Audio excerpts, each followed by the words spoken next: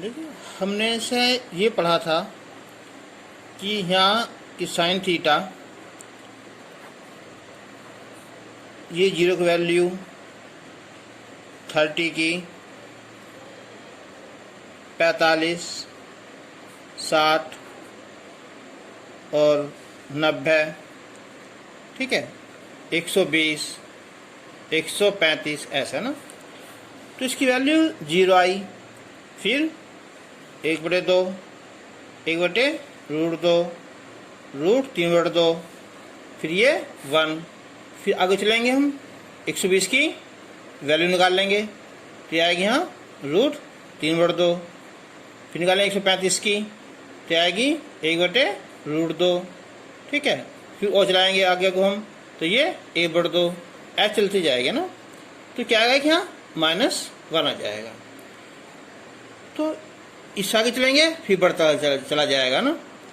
इसका मतलब क्या हुआ, जो साइन थीटा है इसकी जो मिनिमम वैल्यू है वो -1 है और अधिकतम वैल्यू जो है वो 1 है। अब देखो साइन के लिए क्या होता है, ये होती है π/2 और ये +π/2। जो होगा यहाँ किसके लिए, साइन थीटा के लिए। ऐसे ही अगर हम कोस के निकाल लें, कोस थीटा के लिए तो क्या होता है 1 होता है ना, और ये √3/2 1/√2। तो इनके बढ़ेगा फिर आएगा 0 आएगा फिर ये -1। इसका मतलब क्या, ये भी -1 और +1 के बीच में ही होता है। 1 वैल्यू होती है 0 की और -1 होती है 180 यानी के पाई की। तो इसका जो डोमेन हमारा इसका कहते हैं डोमेन कहते हैं इसे हम, जो होता है 0 और पाई के बीच में। साइन का हुआ, कोस का हुआ, ऐसे ही tan का देखो तो tan होता है -अनंत और इधर यहाँ +अनंत यानी के -π/2 और ये +π/2। तो अब जो एक्सरसाइज शुरू करेंगे हम इसी में ही, वो है मुख्य मान। इसके लिए हमें पहले कुछ चीज़ याद करनी पड़ेंगी।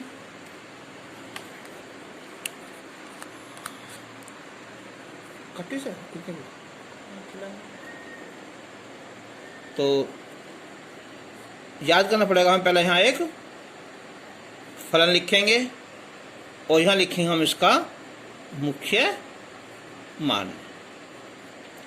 देखो कि y = sin इनवर्स x हो, तो मैंने बताया था अभी इसकी वैल्यू क्या होती है -π/2 और π/2 ये होती है। y = cos इनवर्स x हो, इसका मुख्य मान 0 और कितना पाई होता है ना, ये होता है। ऐसी y = tan इनवर्स x, इसके लिए भी -π/2 और ये +π/2 होता है। और y = cot इनवर्स x के लिए होता है 0 और पाई होता है। और y = sec इनवर्स x और y = cosec इनवर्स x।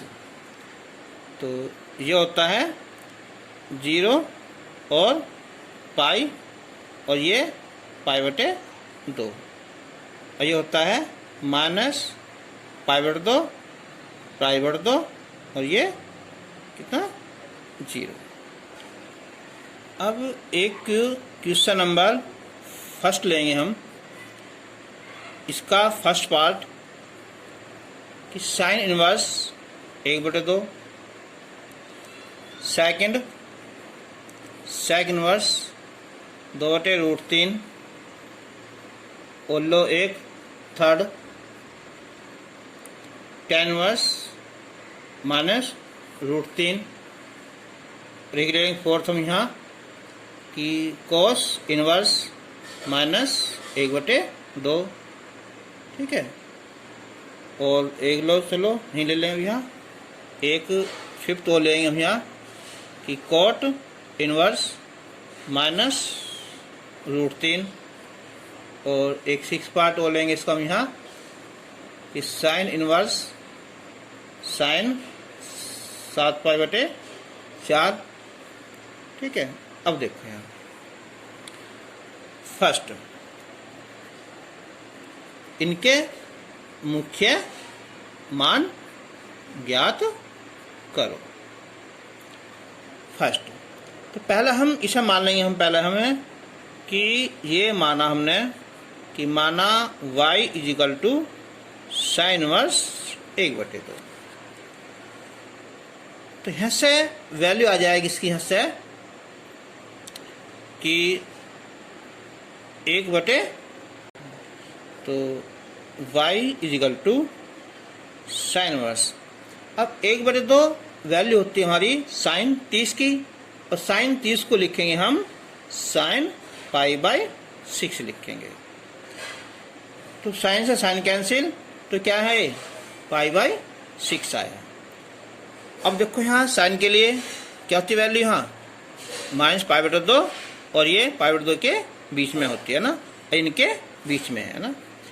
तो हम यहाँ लिखेंगे कि चूंकि कि साइन x के मुख्य मान के लिए क्या होता है, x बिलोंग टू कितना है π/2 और π/2, आंसर हो जाएगा इसका। ये था हमारा फर्स्ट पार्ट।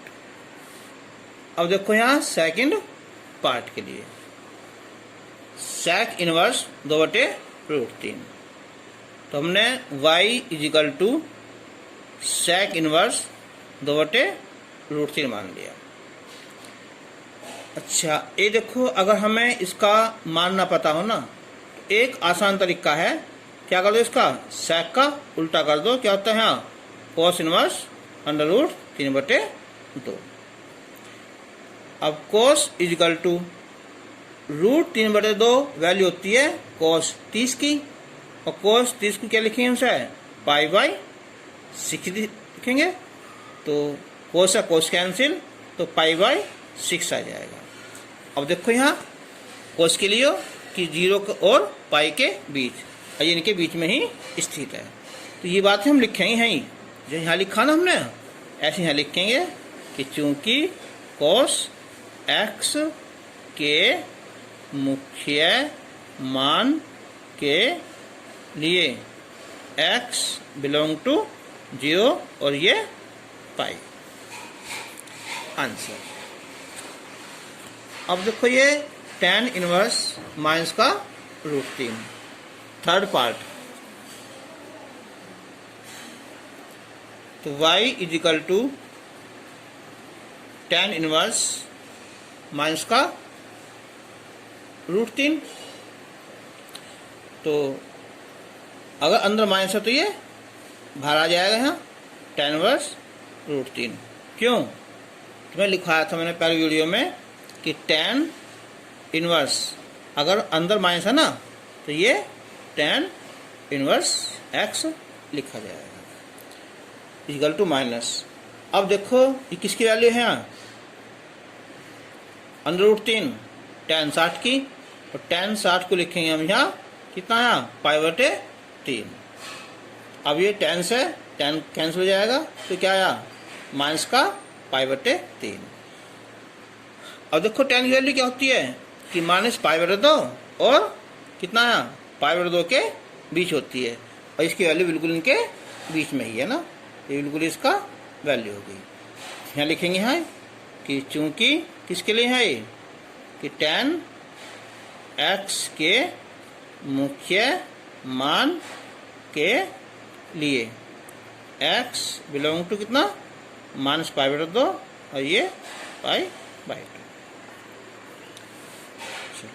इसका आप देखो यहाँ एक फोर्थ पार्ट है, यहाँ cos इनवर्स -1/2। तो y = cos इनवर्स कितना माइनस 1/2। अब इसका फॉर्मूला लिखा जाएगा कि पाई माइनस कॉस इनवर्स 1/2। शायद याद होगा तुम्हें कि चूंकि कॉस इनवर्स में लिखा था पहले भी उसमें कि minus x equal to pi minus cos inverse x होता है। तो पाई माइनस अभी किसी वैल्यू होती है हमारी 1/2 कॉस 60 की। अब कॉस 60 के लिखेंगे हम पाई/3, इनके कॉस पाई/3।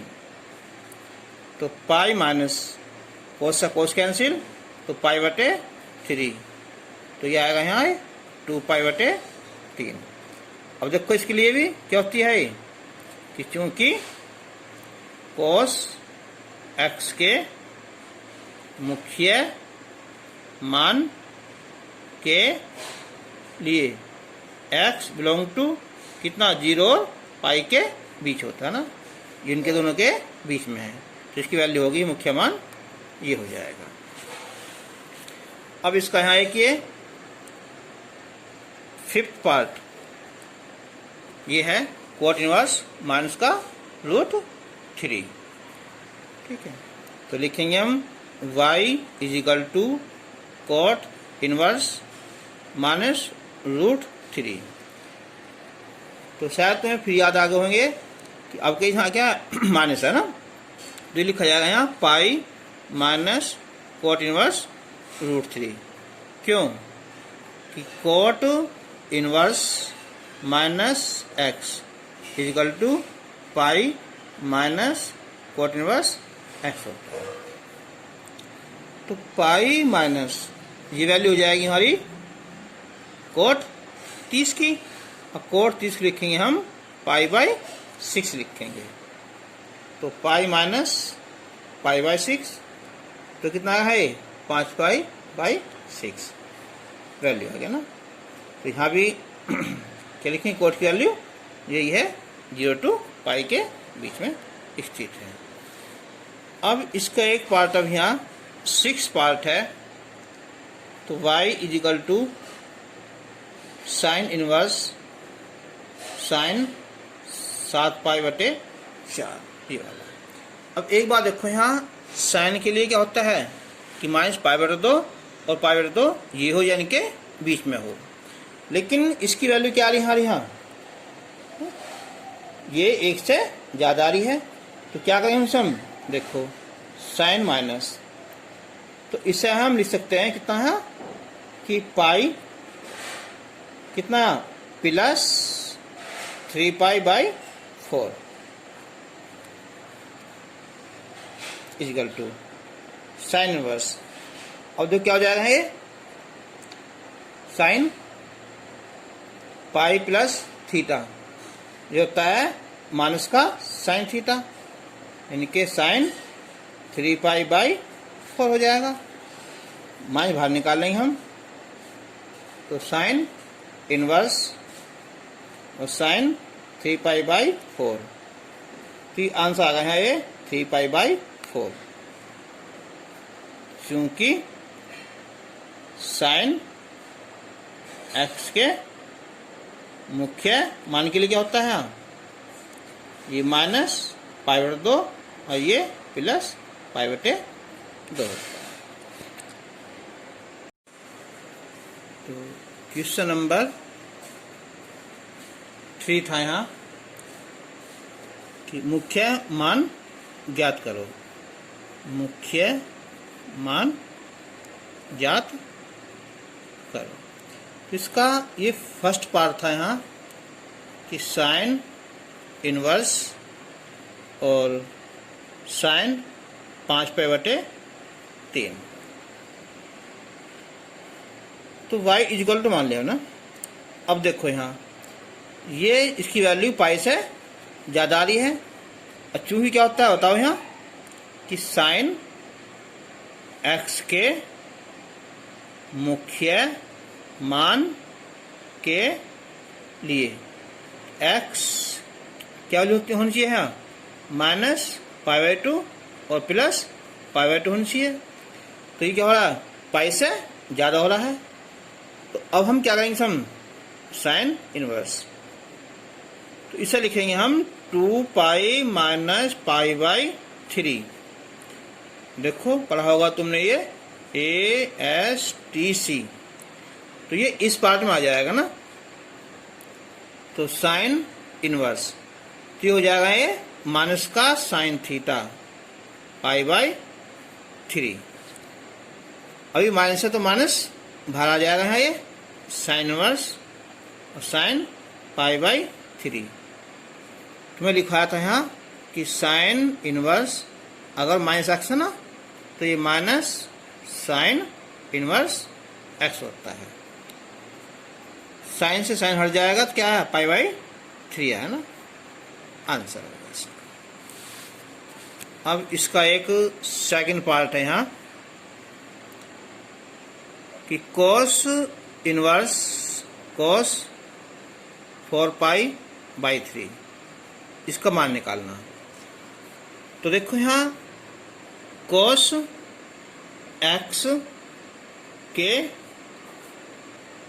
मुख्य मान के लिए क्या होता है कि x वैल्यू होती है ये 0 और पाई, तो ये क्या है, पाई से ज़्यादा है। तो cos इनवर्स इससे लिख देंगे हम पाई प्लस पाई बाई 3। देखो यहाँ तो ये आएगा इस पार्ट में ना, इस पार्ट में क्या होता है, cos माइनस होता है, तो ये हो जाएगा माइनस cos पाई बाई 3। अब इक्वल टू ये होगा pi minus cos inverse cos pi by 3।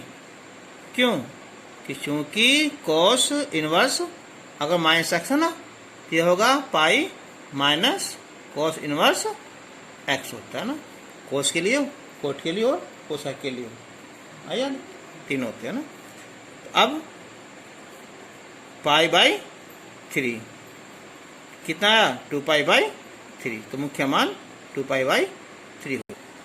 और इसका ये थर्ड पार्ट है कि cos pi by 3 plus cos inverse minus 1/2,